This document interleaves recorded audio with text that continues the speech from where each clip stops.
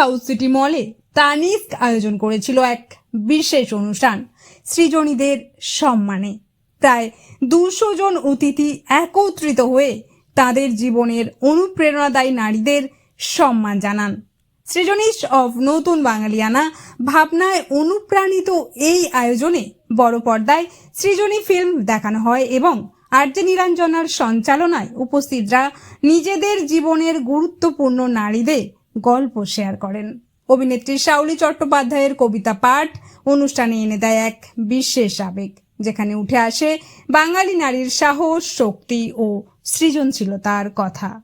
পুরো অনুষ্ঠান জুড়ে করতালিতে মুখর হয়ে ওঠে পরিবেশ, আর নারীর শক্তি ও অবদানকে জানানো হয় হৃদয়ের অন্তঃস্থল থেকে। আজকে স্যালিউট জানাবো, সালাম জানাবো সমস্ত সৃজনীদের, যারা প্রতিনিয়ত সৃষ্টি করে চলেছেন।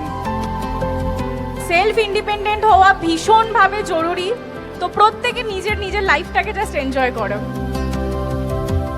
Believe in yourself, all rock the show no matter what the circumstances are.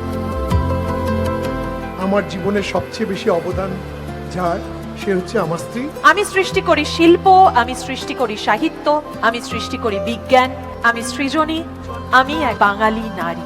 আমরা সবাই সৃজনীর জন্য, তোমাদের নিজেদের জন্য আমরা হাততালি দেব।